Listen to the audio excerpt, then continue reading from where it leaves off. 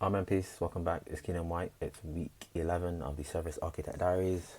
So this one is actually very short, not much to really update. But basically, we took a volunteering position with Edusoil as a systems and service designer, which is pretty cool. Edusoil is this company here. Edusoil.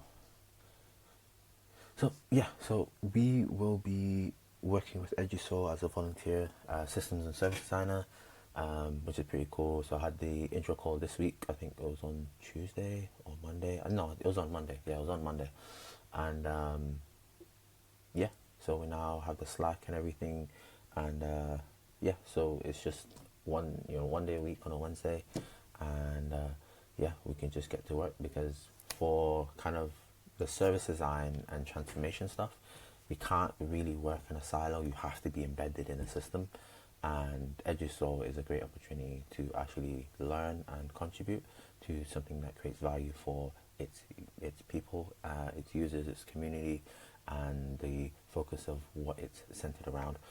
So we're happy to, be a part of that and create value for the company and also its community. So yeah, that's pretty cool because, like I said, with service design, you have to work with a lot of people, and a lot of the job isn't. It's still solo, but a lot of it is a lot of sense making, a lot of gathering requirements, a lot of just really just processing, and yeah, you can only design for what you know. So when you embed it in a system, you have access to a whole bunch of information, a whole bunch of context, and a whole bunch of people, and that's part of the job. Um, so yeah, that's pretty much that. Nothing else really else is going on in terms of design because we're not doing anything, but we're back learning again. I think I told you about that last week. So we're back learning, and that's been really fun. So this week was centered around context diagrams and behavior over time graphs. Now, the output, the visual, I've not been able to actually do it, so I'm doing that this week. So I kind of figured out kind of how to kind of do this moving forward. So as I'm learning, because I work at William Hill and I'm already embedded in the system, I've decided to kind of just, let me use William Hill as this canvas for all of this analysis, all of this analysis and learning, and that way I can actually, develop a deeper understanding of the actual business and be able to maybe do another project. Again, I'm not like um, I'm not like against it, but it's a part of learning. It's a part of enhancing what you're doing, and it's just again just showcasing and documenting.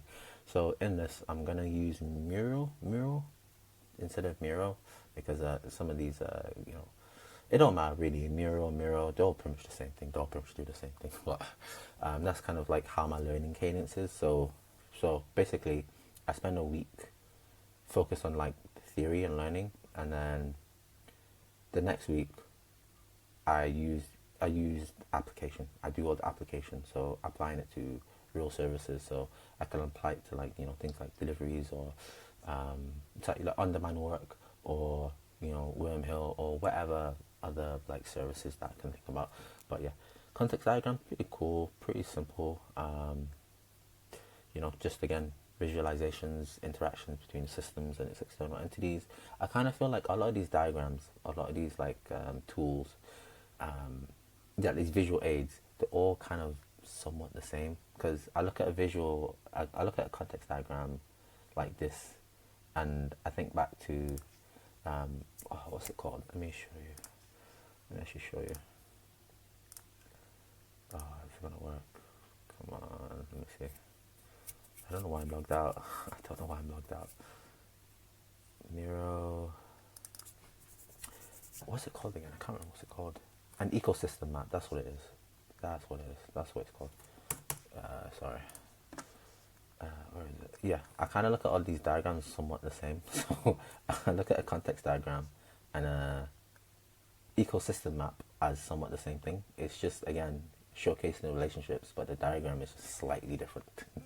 It's just slightly a different visual output. But yeah, I mean, to be honest with you, it's simple enough. The context diagram, the behavior over time graph, that actually has given me like an idea of like what I can do. So, as you know, my William Hill project was centered around body calls, and because I have all the, because of the like the they export all the body call stuff. So what I'm gonna do is I'm gonna track the last. I don't know how I'm gonna do it, but I'm gonna track the last couple months and see again behavior over time to look at any kind of like, okay, what's going on, what's the picture here, what's the story, what's the narrative being told. Just use that as like something small. Well, it's not technically small because you have to go through a bunch of emails and a lot of manual entry, but should be fine. Why not? But yeah, that's really it, to be honest with you. Nothing else. Job wise, for the jobs that I've applied for, I've gotten rejection emails, which is all good, because that doesn't really affect us no more. And then I've applied to like a few other roles, but nothing much. I'm still waiting on like a couple. One from London Luton Airport is more of like an entry junior like assistant one. So hopefully I hear back. That would be great because that would be a great opportunity. It does say that you're required to like be in Luton for like 3 days a week. Minor, we don't really care. You know what I mean? We don't care. I mean, we went to Bath for an interview for a job opportunity. We don't really care about that. You know what I mean? And yeah, that's pretty much it. Thank you for watching this episode. It's been short, actually very short, but yeah. Peace.